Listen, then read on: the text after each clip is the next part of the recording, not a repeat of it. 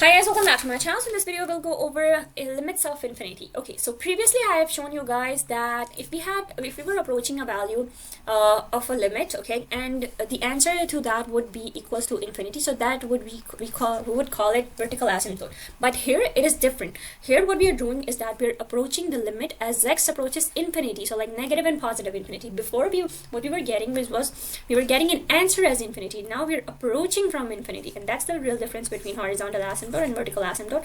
And what we're trying to teach over here is that the limit at infinity is that we basically have to approach now from infinity. Okay, so here for example we have this function given over here. So we're asked like how does the f behave as x becomes large. So you guys see as the x values are becoming low, so you see these are the x values, right? So as the x values are becoming larger and larger, for example it was 10 here and then negative 10 and negative 10, so they seem to approach 0.98. so if we go ahead and make go to 100, so then it's 0.99. so if we go to thousands, it's 0.999. so for example if we go to infinity, so up to infinity, so then the values seem to approach 1, right? And you clearly see an horizontal asymptote at 1. So this is basically an idea that like how we're approaching. So like if we're approaching from the negative infinity and positive infinity, so the values seem to approach 1. Okay, so the limit of f of x as x approaches 1 is equals to L, means the value of the function can be made arbitrarily close to L by taking x sufficiently large. The limit of the function as x approaches infinity is L. So basically there are many cases for f to approach the line. For example here you could have basically a function like this, and you see there are two horizontal asymptotes over here. There's one horizontal asymptote over here like this, and here there's also one horizontal asymptote. So you could pretty much have horizontal asymptote in any case. So these are some of the cases of the horizontal asymptote that could exist. And here's a definition that a line y equals to L is called the horizontal asymptote of the curve y equals to L if either the limit of as x approaches infinity is equals to L, or at limit as x approaches negative infinity is equals to L. So basically like we say that it's a horizontal asymptote if we approach it from infinity and we get some sort of value that it seems to approach.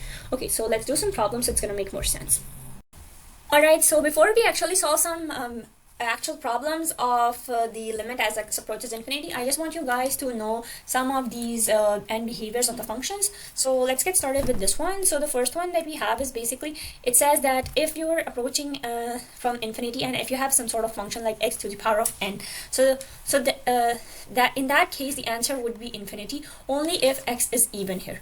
Okay, so like the exponent here is even. For example, you have x squared, so that this is an even, right? And so like the graph of it would look something like this, right? And if you approach it from the left and from the right, you see the x values, they're approaching infinity even from the left and even from the right. So that's why here in this case it would be infinity. And here if however we have x as odd number here, so here if our n is odd over here, the exponent turns out to be an odd number, so then it won't be infinity. It would depend on which side we are approaching. If we are approaching from infinity, then it would be infinity. If we are approaching from negative infinity, then it would be negative infinity. Okay, so for example we have x to the power of 3, so we have something like this. Okay, so once we have something like this, so you see over here from negative infinity, if we go ahead and approach it from negative infinity, so the value seems to approach negative infinity. However, if we approach it from the positive infinity, the values are approaching positive infinity. So that's why we have to know this.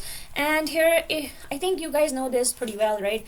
For example, if you have something like let's say 1 over x square root of x, right? So 1 over square root of x is basically like 1 over x to the power of half, right? And x to the power of half, you can basically go ahead and write it like x to the power of negative 1 over 2, right? So this is what this thing is saying. So like you can, if you have like a fraction, you can convert it into a negative form, and then if you approach it, and so because it's negative exponent, so your limit is going to be 0 if you approach it from positive or negative infinity. So then your limit, it has to be 0 in this case. Okay, so and here if your function is simply a polynomial function, so for the polynomial function it's basically gonna depend only on the leading term. So for example if you have like a n x to the power of n, so it basically gonna depend based on the degree of the n and the sign of the quotient. Okay, so let's actually go ahead and solve a problem over here, so it's gonna make more sense. So we have our first problem as this one. So evaluate the limit as x approaches in positive and negative infinity of this function that we have over here. So how do we solve this function? So this is pretty simple. Since I have taught you guys the end behaviors, right? So you only think of like end behaviors. So here you first of all you only look at the highest degree over here. So the highest degree that you see over here is x to the power of 4. Okay, so you're only going to take that 3x to the power of 4, and now you have to approach it from the infinity and from negative infinity. Okay, so you're taking this two, and then you have to approach it from both sides.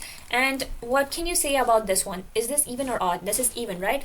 And remember I told you guys when we have an even, so no matter which sides you're approaching, the answer is always going to be infinity. Okay, so that means to this whole function, since the degree is even, so for this function, if you want, you can go ahead and write this function again, but I'm not going to go ahead because you only look at the highest degree. So we're simply going to say that for this function, for positive or negative infinity, for both cases it's gonna give you infinity. So now let's go ahead and do another problem. And before we do the problem, if you guys want to maybe like could take a screenshot of this or anything you want, so it's gonna be easier for you to look over it later. Okay, so now let's do another problem. Okay, so we have this function over here. Now we have to evaluate the limit from infinity and negative infinity for this question. So if we go ahead and evaluate the limit as positive infinity for this function, and then we evaluate for the negative infinity, so limit as x approaches from the negative infinity, and again we're gonna look at the highest power of this function. So the highest degree of this function is 3, right? So we are only going to take this one into consideration. Okay, and this one is odd. So remember, for odd, what do we do? So for odd, it's really simple. If it's approaching from infinity, it's gonna be infinity. If it's negative infinity, then it's gonna be negative infinity. Okay, but here it's a little different. Okay, you cannot go ahead and say, okay, it's infinity, so let's go ahead and put infinity. No, that would be wrong. Why? Because you see there's a quotient in front of here, and the quotient is negative here, and since you have a negative here, so you're basically going to flip the sign. So because it was positive infinity and you have a negative here, so then this becomes negative infinity. And here, since it was negative infinity and you have a negative here, so then this is going to be positive infinity. Okay, so there's a little catch over here that you have to remember. Because of this negative sign, it's going to change the thing. Okay, so let's move on now. Okay, so now let's try to solve this one, but the thing is, to know this one we have to cover rational functions as well, and we haven't covered that yet. So let's do one thing. I'm gonna continue this video in the next video. If I cover rational function in this video, it's gonna be really long, so I'm gonna make another video on rational function, then I'll solve this problem. So make sure to check out the next video in the playlist for this part. Okay, so thanks for watching. Bye.